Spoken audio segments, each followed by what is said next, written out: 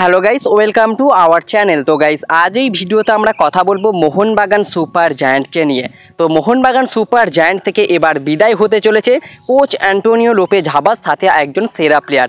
কে এই প্লেয়ার সেটা তোমাদেরকে জানিয়ে দেবো। পাশাপাশি নাইজেরিয়ার নতুন স্ট্রাইকারকে নিয়ে বড়সড় চমক দিচ্ছে, একজন নতুন স্প্যানিশ হেড কোচকে নিয়েও বড়সড় চমক দিচ্ছে।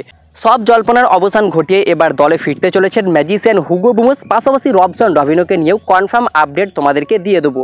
তো বেশ কিছু ইম্পর্টেন্ট আপডেট নিয়েই আজকের ভিডিওতে আলোচনা করব।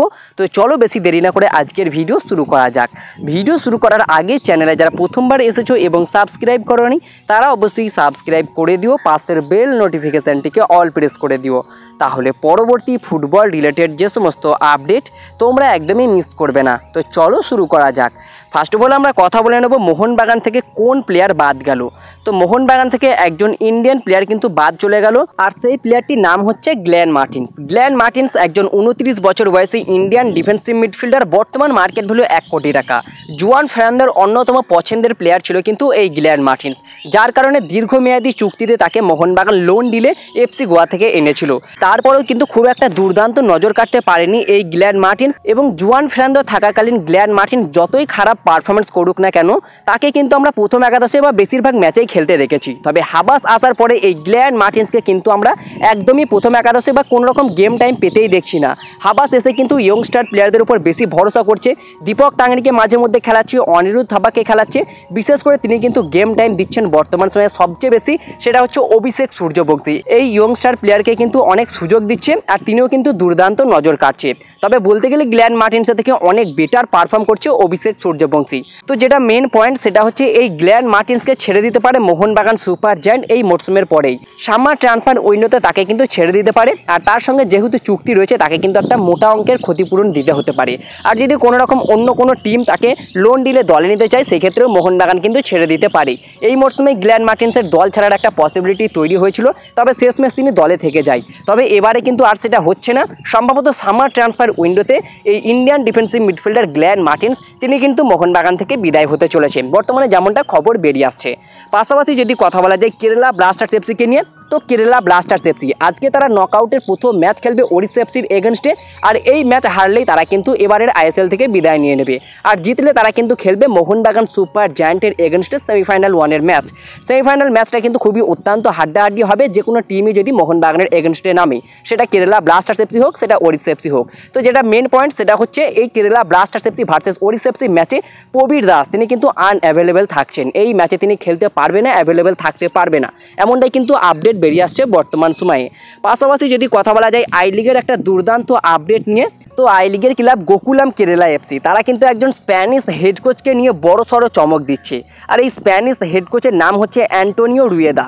আর অ্যান্টোনিও রুয়েদা যিনি একজন 42 বছর বয়সী স্প্যানিশ হেড কোচ, বর্তমানে তিনি উইদাউট ক্লাবে রয়েছে। এর আগে তিনি আই লিগের চার্চিল ব্রাদার্সের হয়েও কোচিং করিয়ে গেছেন, যার প্রেফার্ড ফরমেশন 4-4-2। শোনা যাচ্ছে পরের মরসুমের জন্য গোকুলাম কেরালা এফসি এই অ্যান্টোনিও রুয়েদাকে দলে নেওয়ার জন্য ইন্টারেস্ট শো করেছে তাদের নতুন হেড কোচ হিসাবে।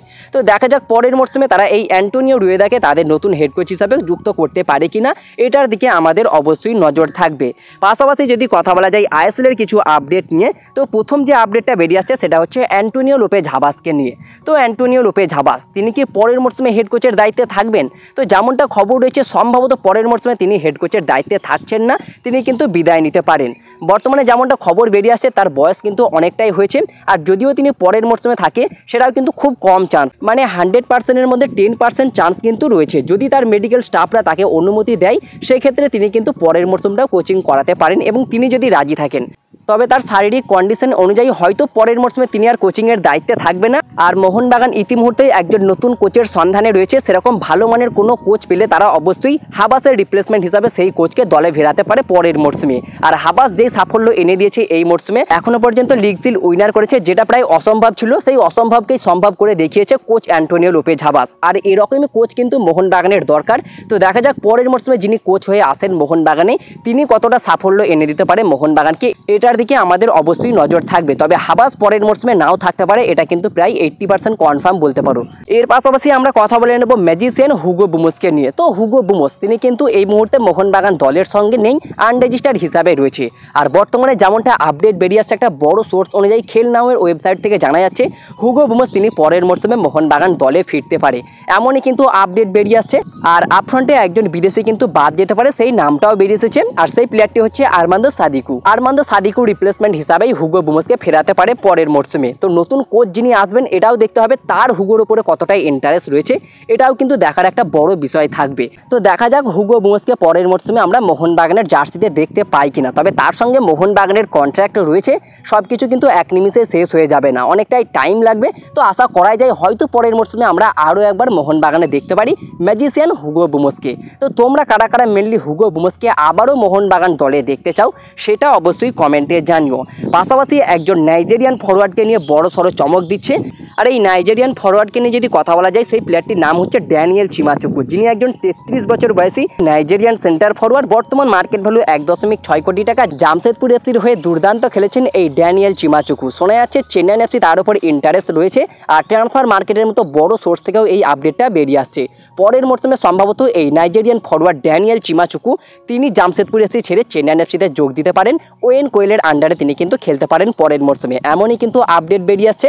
বর্তমানে চেন্নাই এফসি যদিও প্লে অফে কোয়ালিফাই করেছে, তবে তাদের যে বর্তমান স্ট্রাইকার কর্নার সিল্ডস তিনি কিন্তু খুব একটা আহামরি পারফরমেন্স করতে পারেনি। তো তার রিপ্লেসমেন্ট হিসাবে হয়তো পরের মরশুমে এই নাইজেরিয়ান ফরওয়ার্ড ড্যানিয়েল চিমাচুকুকে নিতে পারে ওয়েন কোয়েল, এমনটা কিন্তু আপডেট বেরিয়ে আসছে বর্তমান সময়ে। তো দেখা যাক পরের মরশুমে এই ড্যানিয়েল চিমাচুকুকে কনফার্ম করে নিতে পারে কি চেন্নাই এফসি, এটার দিকেও আমাদের অবশ্যই নজর থাকবে।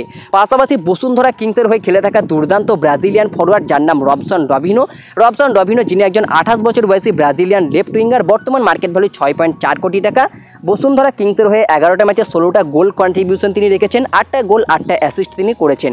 দুর্দান্ত পারফরমেন্স করছেন বর্তমান সময়ে বাংলাদেশে।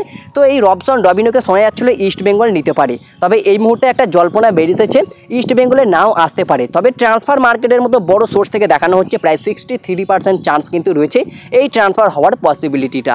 আর এর আগের ভিডিওতেই তোমাদেরকে দেখিয়েছিলাম ট্রান্সফার মার্কেটের মতো সোর্স থেকে প্রায় 58% চান্স কিন্তু দেখানো হচ্ছে। তবে আজকে এই মুহূর্তে অনেকটাই এগিয়ে গেছে, 63% চান্স কিন্তু দেখাচ্ছে। তো বুঝতেই পারছো ডিলটা কিন্তু এখনো ফেল্ড হয়নি, এগিয়ে যাচ্ছে ক্রমাগত লাল হলুদ ব্রিগেড এই রবসন ডভিনোকে সই করানোর দিক দিয়ে। তো দেখা যাক শেষমেশ লাল হলুদ ব্রিগেড এই রবসন ডভিনোকে কনফার্ম করে নিতে পারে কি। অলরেডি তারা মাদি তালালের মতো একজন দুরন্ত প্লেয়ারকে সই করিয়েছে, এরপরে যদি এই রবসন ডভিনোকে তারা সই করিয়ে নিতে পারে সবচেয়ে সেরা দুজন বিদেশিকে কিন্তু ইস্টবেঙ্গল সই করাবে পরের মরশুমের জন্য। আর দুটো বিগেস্ট সাইনিংও কিন্তু হতে পারে পরের মরশুমের জন্য ইস্টবেঙ্গলের। তো দেখা যাক মাদি তালালের পর এই রবসন ডভিনোকে ইস্টবেঙ্গল কনফার্ম করতে পারে কি, এটার দিকেও আমাদের অবশ্যই নজর থাকবে। পরবর্তীতে কোনো রকম কনফার্ম আপডেট বেরিয়ে আসলে অবশ্যই তোমাদেরকে জানিয়ে দেবো। তো চ্যানেলটিকে সাবস্ক্রাইব করে রেখো।